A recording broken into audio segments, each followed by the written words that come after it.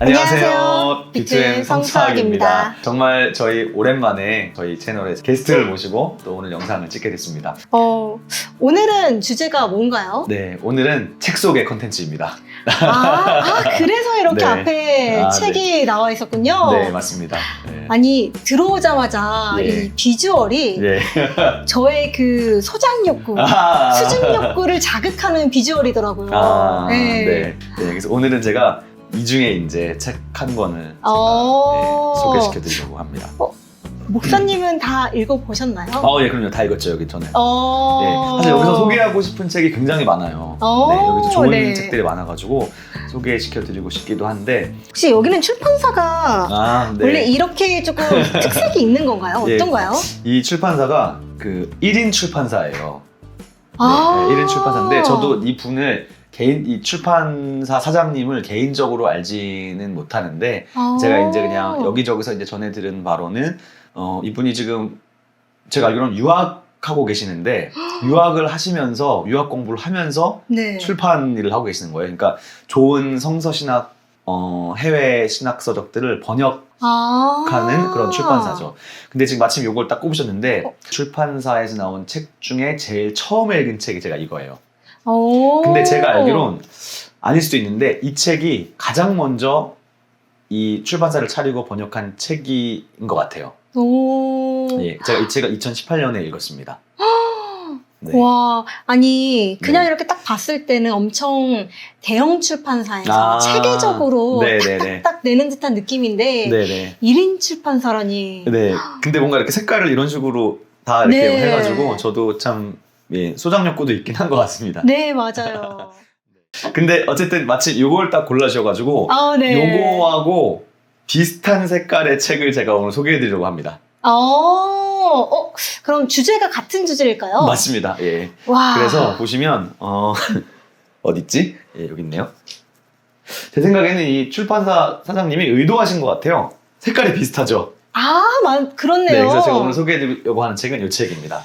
사회 문서 개론. 네. 또 나왔습니다. 개론입니다. 네, 역시나 개론은 두껍습니다. 네. 네, 사회문서 개론이라는 책을 오늘 소개시켜 드리려고 합니다. 또 사회문서라는 단어는 너무 좋은데 또 뒤에는 개론이라서 좀 걱정이 되는. 지금 목차 보시는 건가요? 네. 네. 이 책은 좀 어떻게 되어 있나요? 좀 목차가 어떤 식으로 좀 나열이 되어 있나요? 네. 제가 이제 이 책을 또 이제 재밌게 한번 소개시켜 드리고 싶긴 한데, 네. 목차. 네, 일단은, 목차로 이제 간단히 이야기를 드려보면, 사회문서가 무엇인가? 첫 번째. 그 다음에 사회문서가 언제 기록됐는가? 그 다음에 사회에서 무슨 문서가 발견됐는가?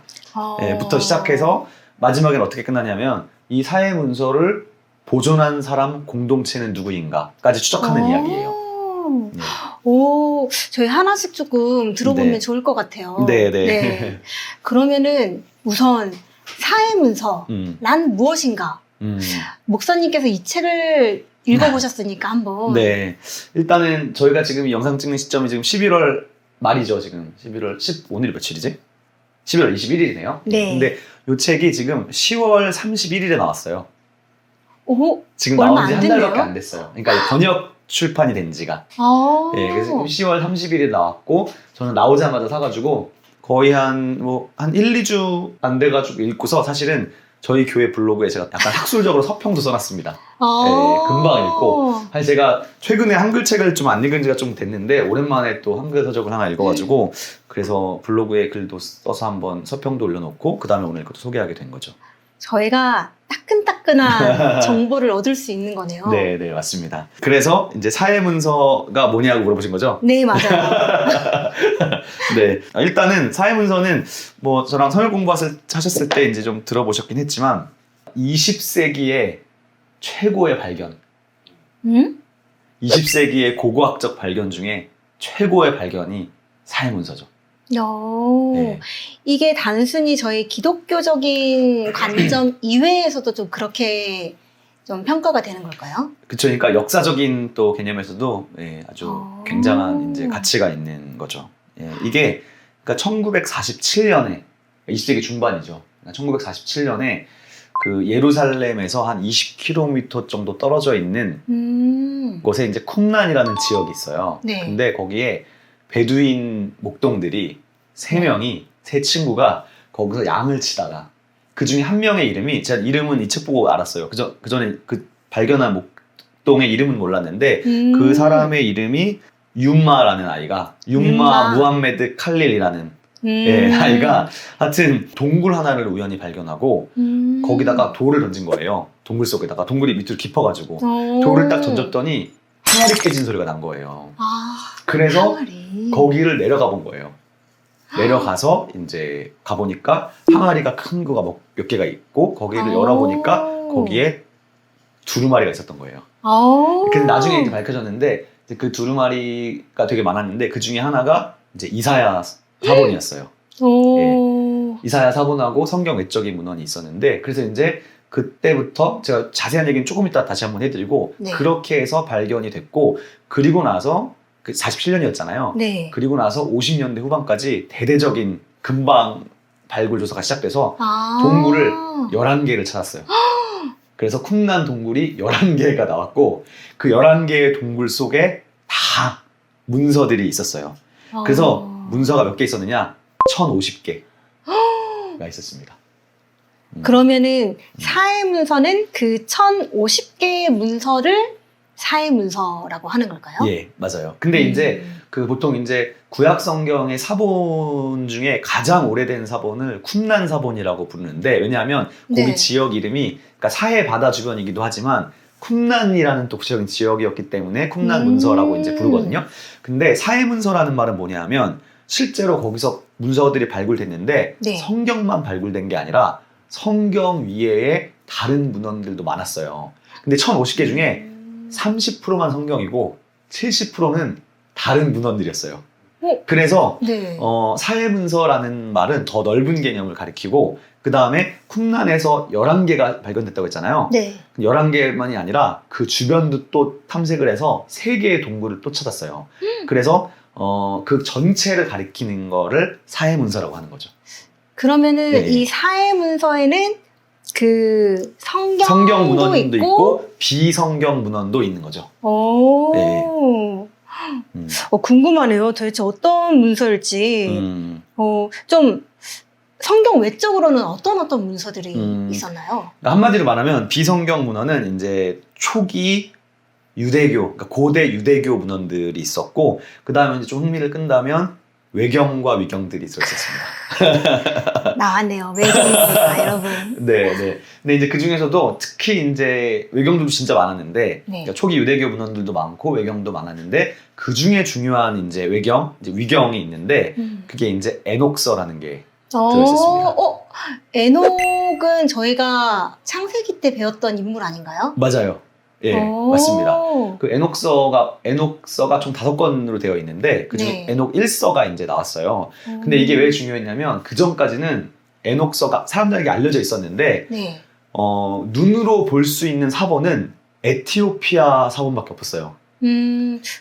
에티오피아어로 기록된 사본밖에 없었어요. 그러니까 되게 많이 번역되고 필사된 사본을 갖고 있었던 거예요. 네. 근데 쿰란에서 에녹서가 나왔는데 그게 아람어로 기록된 아람어 사본이었어요. 그러니까 그 말은 뭐냐면 진짜 원본에 가깝다는 거죠. 네. 그러니까 히브리어 다음이 이제 아람어였기 때문에 아람어로 기록된 에녹서가 나와서 그래서 이제 에녹서가 이제 발견되면서 이제 굉장히 이제 많은 충격과 뭐 여러 가지를 줬다고 할 수 있겠죠. 예.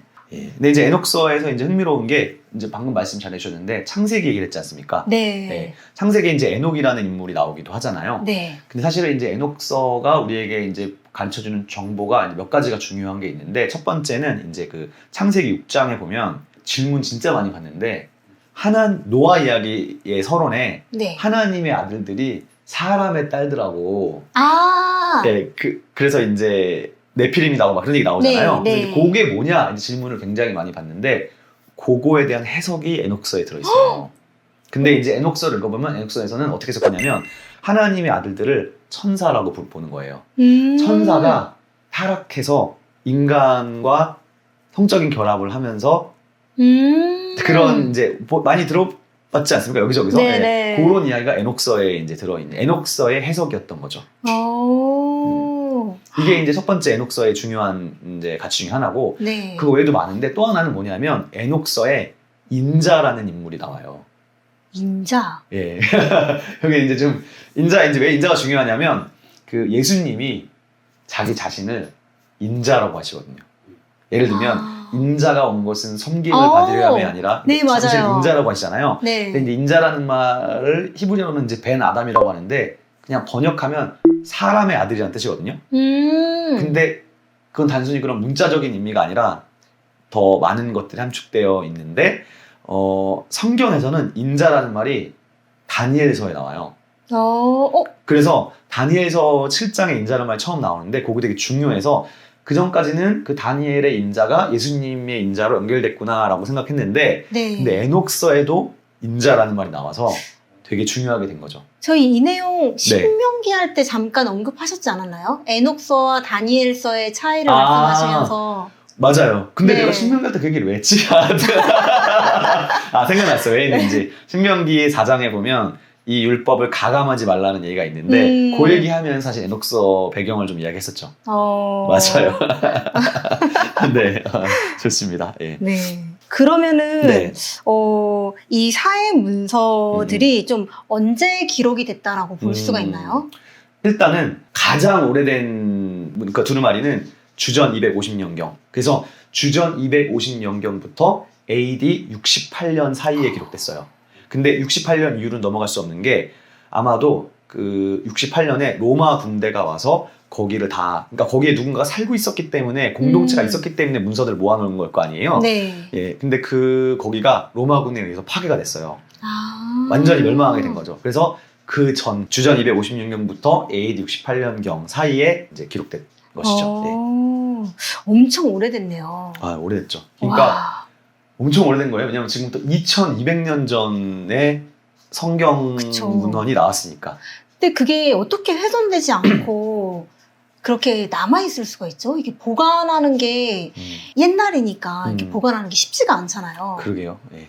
그래서 이제 실제로 이제 사람들이 이제 발굴하기 시작하면서 네. 그 전까지는 이제 항아리에 밀봉되어 있었고 굉장히 이제 건조한 상태였을 거 아니에요. 왜냐하면 지금 2000년 동안 그쵸, 땅에 맞아요. 묻혀 있었으니까 네. 나와서 습기를 막고 이러면서 이제 살짝만 건드려도 막 저기가 되고 네. 그래서 이제 뭐 히브리 대학교까지 오기까지 이 책 읽어보면 그 얘기가 자세히 나오는데 네. 많은 여러 이제 재밌는 이야기들이 있었습니다. 그러니까 그 베두인족의 윤마라는 아이와 2명의 친구가 처음 발견했다고 했잖아요. 네네. 딱 처음에 내려가요. 혼자. 네. 그래서 그걸 가지고 집에 가서 보여줘요. 네. 주고 나서 이 아이들이 그러니까 아마도 그 가족들이 그거를 어디다가 파냐 하면 베들레헴의 골동품 상인에게 팔아. 그게 얼마나 귀한 건지 모르고.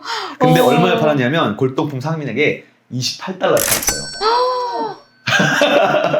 예. 근데 그 골동품 상인도 그걸 못 알아보는 거잖아요. 그쵸. 너무 이제 이게 뭔지 모르잖아요. 그래서 네. 근데 그 골동품 상인은 그게 고대 히브리어라고 쓰여졌다고 생각을 못하고 그냥 시리아어로 쓰여졌다고 생각을 한 거야.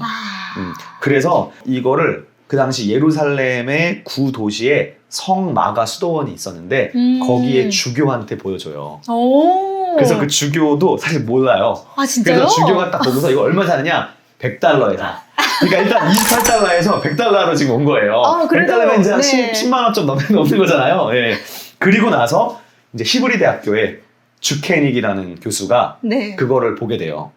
그래서 그거를 보고서 뭔가 심상치 않다. 그래서 얼마에 사느냐? 좀 전에 100달러였잖아요. 4,000달러에 사. 우와. 그래서 4,000달러가 놀랐잖아요. 예. 네. 그리고 나서 이 주케닉 학자가 이거는 지금 평범한 게 아니다. 굉장히 고대의 문서다라고 해서 이제 본격적인 감정을 시작해서 마지막에는 훗날에 이게 이제 사회사본이라는 게 딱 들여난 거예요. 그때부터 사본의 가격이 100만 달러로 올라가요. 100만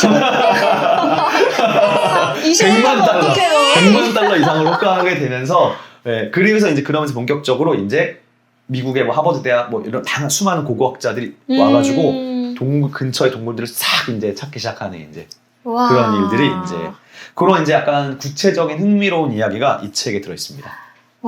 그래서 저는 저는 이 책이 개인적으로 개론이어가지고 뭔가 약간 대학교에 뭔가 교재로 쓰일 법한 제목처럼 느껴지지만 단순히 그냥 교재 같은 내용이라기보다는 그런 약간 재밌는 얘기들을 이분이 플린트, 저자가 플린트인데 다 이제 조사해가지고 실어놨어요. 그래서 흥미롭습니다, 생각보다. 저희가 또 기록 시기까지 알아봤는데요. 네. 그러면은 이 사회 문서들을 어떻게 그 연대 측정을 하게 되는 걸까요? 그러니까 이제 이게 주전 250년쯤에 쓰여졌는지 어떻게 아냐는 그쵸, 거죠. 그쵸. 예. 일단은 첫 번째는 이제 과학적 방법이죠. 방사성 탄소 측정법 들어보셨지 않았나요? 네? 방사성 탄소 연대 측정법이라는 거 들어봤죠? 보통 일반 고고학에서 어떤 거 연대를 할 때 이제 되는 건데 그런 과학적인 방법이 하나가 있고 저는 이제 그런 것으로만 하는 것이라고 생각했는데 그렇지 않고 네. 이제 하버드 대학교에 FM 크로스라는 굉장히 유명한 구약 성서학자가 계세요. 그분이 연대 측정하는 시스템을 만들었는데 이제 그분이 이제 워낙 이제 고고학부터 시작해서 대단한 분이셨는데 어떻게 했냐면 그 전에 한 15년 전쯤에 네. 이 사회사본이 우리나라에 온 적이 있었어요. 원본이요? 네, 제가 신대원 들어가기 전이었는데 신대원 막 입시할 때 용산 전쟁기념관에서 사회사본 전시회를 한 적이 있었어요. 우와. 네. 저는 그때 신대원 들어가기 전이었는데도 이건 가야 된다. 와. 네, 그래가지고 가서 이제 실물을 봤는데, 네, 근데 이제 지금 제가 사회문서를 봐도 잘 못 읽을 거예요. 왜냐하면 히브리어가 서체가 달라. 네, 그러니까 고전 서체인 거예요. 필기체가 되는 걸까요? 맞아요. 그런 것도 있어요. 그러니까 이제 정자체, 반정자체, 필기체, 고서체 이렇게 분류되는데 그래서 이제 그걸로 연대를 측정하는 거예요. 그게 연대마다 다른가요? 다른 거예요. 예. 그래서 사회사본의 연대를 이제 고서체를 통해서 이제 그렇게 분류를 했고 주전 200년 이렇게 분류를 했고 그 다음에 또 아까 방사성 탄소 측정법 이런 것들 여러 가지를 사용해서 이제 이 문서에 이제 그거를 딱 밝히더라고요. 네, 그런 이제 과정도 이제 이 책에 이제 나타나고 있습니다. 책에 다양한 이야기가 담겨 있네요. 네, 그러니까 단순히 사회문서는 뭐고 이런 얘기뿐만 아니라 그런 약간 그런 이야기도 이제 책에 들어 있습니다. 그러면은 좀 이 책에 특별히 좀 특징들을 몇 가지 뽑아본다면 어떤 것들이 있나요? 일단은 저는 이제 이 책은 단순히 사회문서에 대해서 궁금한 사람뿐만 아니라 뭔가 신학교에 처음 들어간 사람들이 읽으면 좋은 것 같아요. 왜냐하면 사회문서 이전에 구약 성경의 사본들이 어떤 것들이 있는지부터 먼저 그러니까 기초부터 딱 이야기를 해줘요. 70인경은 뭐고 사마리아 오경은 뭐고 뭐 이런 다른 사본들에 대해서도 아주 입문적으로 소개를 해준다는 점이 이제 특징이 하나가 있고요. 그 다음에는 이제 사회사본에서 발견된 문서들이 1000개가 넘었다고 했잖아요. 네네. 그거를 딱 조직적으로 분류해가지고 딱딱딱 설명해줘요. 그리고 그 중에 일부는 구체적으로 본문도 보여주면서 요게 본래 히브리어 마소라 텍스트하고 어떤 점이 다른지 그런 것도 이제 예를 들어서 소개해주고 그 다음에 또 하나의 특징은 이제 많은 분들이 이제 궁금해할 만한 비성경 문헌들에 대해서도 이제 좀 개관을 많이 해준다는 특징이 있습니다. 너무 재밌을 것 같아요. 네, 그 중에서 이제 하나만 제가 조금 소개해드리면 저 이제 또 시편을 또 이제 공부하고 있다 보니까 시편을 좀 예를 들어볼게요. 네. 그 전까지는 이제 히브리어 성경 시편이 이제 제가 두 가지만 말씀드리고 싶은데 우리가 가진 시편이 총 몇 편이죠? 119편인가요? 지금 이제 들통이 나기 시작하는데요. 120? 시편은 총 150개가 있어요. 150개의 시편이 있어요. 근데 쿰란사본에서 발견된 시편은 155편까지 있었어요. 그거는 분류법이 다른 건가요? 아니면 더 있는 건가요? 150편에 5개가 더 있었어요. 무슨 내용인가요? 예. 그리고 이게 첫 번째고요. 네. 뭐 예를 들면 다윗이 골리앗이랑 싸울 때 했던 뭐 기도문 이런 것도 있고 그 추가된 거에 그런 게 첫 번째 특징이 있고 두 번째가 사실 더 중요한데 실제로 시편이 150편까지 있다고 말씀드렸잖아요. 네. 시편은 총 5권으로 되어 있어요. 그래서 1권은 1편부터 41편까지를 1권이라고 불러요. 네. 그 다음에 2권은 42편부터 72편까지가 2권이고 네. 3권은 73편부터 89편 4권은 90편부터 106편 5권은 107편부터 150편까지거든요. 이렇게 5권으로 되어 있거든요. 시편이 5권으로 되어 있는 이유는 모세오경을 본딴 거예요. 모세오경이 창출을 내민 시 네, 5권으로 네. 된 것처럼 시편 5권으로 분류가 돼 있어요. 오. 근데 재밌는 게 뭐냐면 이 지금까지 사람들이 보고 있었던 히브리어 성경 시편은 하고 이 쿰란 시편을 비교해 보니까 네. 1권부터 3권까지는 순서랑 내용이 똑같았어요. 네. 근데 4, 5권은 내용은 똑같은데 순서가 달랐어요. 오, 왜 그런 건가요? 그래서 이제 그거에 대해서 많은 학자들이 연구를 많이 했어요. 근데 일단 중요한 건 뭐냐면 지금 이 책에서 다룰 내용은 아니지만 네. 지금 많은 성경학자들이 이제 관심 갖고 있는 주제는 뭐냐면 시편이 왜 이렇게 배열되었을까거든요. 그러니까 무슨 얘기냐면 우리는 1편 따로 읽고 2편 따로 읽잖아요. 네. 근데 실제로 시편이 1편 다음에 2편이 들어간 데는 이유가 있었던 거예요. 그러니까 시편 안에 스토리가 있어요. 다 연결이 되는 게 스토리가 있는 짜여지는 게 거죠? 있는 거예요. 그런데 4, 5권은 서로 중성 달랐다고 했잖아요. 네. 그래서 이제 일단 이런 생각을 하게 된 거죠. 첫 번째는 최초의 시편 원본을 우리는 알 수 없지만 시편의 순서가 처음부터 2가지가 있었나 보다. 그런 생각을 했고, 두 번째는 요 사회사본이 발견된 시점에서는 4권과 5권은 아직 고정되지 않았나 보다. 라고 생각을 하게 되니까 1권, 3권까지는 이미 고정되었는데 네. 4, 5권은 약간 유동적이었다고 생각을 하게 된 거예요. 그럴 수도 있겠네요. 네, 그러니까 시편은 되게 최종 편집이 진짜 늦은 거죠. 네네. 네, 이제 그렇게도 생각을 하게 된 거죠. 오. 네, 하여튼 그래서 시편의 이제 순서가 이제 다르다는 것이 이제 있습니다. 네, 이제 마지막으로 이제 책 특징 하나만 더 말씀드리면 네. 이제 마지막이 사실은 이제 더 재밌는데요. 뒷부분에 이제 그런 얘기를 해요. 이 사회사본이 이제 11개의 동굴에 모여져 있었는데 네. 그거를 모은 집단이 누구인가? 계속해서 유지해온 집단을 말씀하시는 그렇죠. 거죠? 이거를 누가 거기다가 모아놨는가? 그쵸, 그쵸. 그거에 대한 이제 역사적인 배경을 추적하는 것으로 딱 이 책이 마무리가 됩니다. 보통은 제사장들이나 음. 뭔가 이런 학자들 쪽이 아닐까요? 네. 일단은 이제 결론부터 이제 얘기를 해드리면 이제 그거를 사람들이 뭐라고 부르냐면 쿰란 공동체라고 불러요. 거기에 집단으로 모여 살던 공동체가 있었던 거예요. 네. 그 쿰란 공동체의 위원들이 그거를 모아놓은 거예요. 그리고 그 공동체에서 중요하게 생각한 거죠. 하나님 말씀을 읽을 수도 있고 또 여러 자기들이 이제 중요하게 여긴 거죠. 그러면 네. 이제 쿰란 공동체가 이제 어떤 사람들이냐가 그쵸. 이제 질문이 되는데 네. 이제 첫 번째 이제 이 책에 따르면 첫 번째 추측 바리새인들이었을 것이다. 두 번째 사두개파였을 것이다. 복음서에 보면 사두개인들이 나오잖아요. 네. 그다음 세 번째는 신약 성경에는 나오진 않는데 SNF파였을 것이다라고 하는데 세 번째 네. 지파는 무슨 지파인가요? SNF파를 일단은 뭐 쉽게 말씀드려보면 많은 사람들이 생각하는 것 중에 하나가 세례 요한이 네. SNF파의 일원이었을 것이다라고 생각하는 학자들이 있습니다. 어. 그런데 SNF파가 쿰란 공동체랑 같은 집단이지 않았을까 이렇게 많이 생각을 합니다. 그럼 이제 그걸 어떻게 알게 됐냐면 네. 여기 안에서 성경 외문헌도 있었다고 했잖아요. 네네. 근데 이런 책이 있었어요. 공동체 규율서. 그래서 그 쿰란 공동체에 들어가려면 이 법을 따라야 되는 거예요. 와. 그런 규율서가 들어있었어요. 그쵸, 그런 게 있어야지 이런 것들이 체계적으로 관리가 되기는 했겠네요. 네, 그래서 그 규율서를 보고서 이 쿰란 공동체가 어떤 사람들이었는지를 이제 알게 됐는데 몇 가지만 그냥 말씀드리면 첫 번째는 여기 공동체 가입하기가 힘들어요. 최소 우리 예비 목자 하면 10몇 주잖아요. 여기는 3년인가 그런 과정을 거쳐서 들어가야 되고 하여튼 굉장히 들어가기 까다로워요.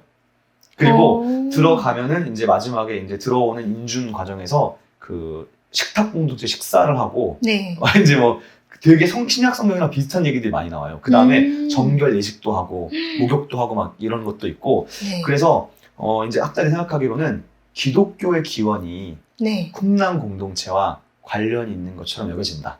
아. 그러니까 예를 들면 뭐 이런 건데요. 이제부터 이제 이 책에 있는 내용은 아니지만 세례요한이 막 그런 독특한 옷을 입고 막 그런 설교를 하잖아요. 네. 예수님도 예수님의 설교나 예수님이 알고 계시는 구약에 대한 지식들이 어디서 아셨을까? 그래서 예수님도 인간으로 오셨고 아기로 태어났는데 그쵸. 그러면 예수님도 누군가에게 배웠을 거 아닙니까? 그쵸, 그러니까 그쵸. 누군가 어떤 영향을 받았을 거 아니에요, 어렸을 때부터. 네. 근데 그런 것들이 쿰랑 공동체와 예수님이 제자 공동체를 만드시고 하는 모든 일들하고 쿰랑 공동체가 하던 일들하고 약간 연결되는 지점들이 있어요. 그래서 뭔가 쿰랑 공동체가 약간 기독교의 모태 같은 그렇게 이제 최근 학자들은 생각하는 사람들도 있습니다. 네. 아직 결론은 지어지지 않은 그건가요? 학자들이 이제 많이 추측은 결론을 짓기는 어렵지 않을까. 너무 옛날 일이어서. 그러니까 이런 문헌적인 증거들을 통해서 이제 가설을 세우고 유추하는 이제 일들이지 않을까 싶습니다. 그래서 마지막 부분에서는 이 쿰랑 공동체가 어떤 사람들이었는가에 대한 이제 역사적인 배경까지 이야기하면서 이 책이 마칩니다. 와. 네. 그래서 정말 이 문서가 발견되고 그게 또 사람들에게 전달되고 네. 또 마지막까지 네. 정말 다양한 스토리가 담겨 있어서 맞아요. 목사님께서 말씀해 주신 것처럼 이제 신학대를 처음 네, 맞아요. 네 이제 들어가고 준비하시는 분들에게 정말 도움이 네. 많이 될 것 같아요. 맞아요. 딱 그냥 배경 지식을 쌓는데 네. 이제 좀 도움이 많이 되고 그리고 생각보다 그 재밌는 얘기들도 아까 들으신 것처럼 많이 있고 또 가독성도 좋고 번역도 되게 잘 하신 것 같아요, 이분이. 그래서 좋습니다. 제가 이제 저희가 말로 설명해 드렸지만 제가 이거를 또 약간 서평으로도 써놔가지고 더 궁금하신 분들은 서평을 읽어보시고 그리고 이 책을 구매하시면 뭐 구매한다고 저한테 오는 건 아무것도 없지만 네, 그러면 좋지 않을까 싶습니다. 네. 오늘은 그럼 여기서 마무리를 하고요. 저희 또 다음에 새로운 이 중에서 새로운 책으로 혹시나 지금 제목 보이시는 것 중에서 소개받고 싶은 책이 있다면은 댓글로 달아주시면 저희가 그 책으로 찾아뵙도록 하겠습니다. 오늘은 여기까지 여기서 할까요? 네 알겠습니다. 네, 됐습니다. 다음에 또 찾아뵙겠습니다. 네 안녕히 계세요. 감사합니다.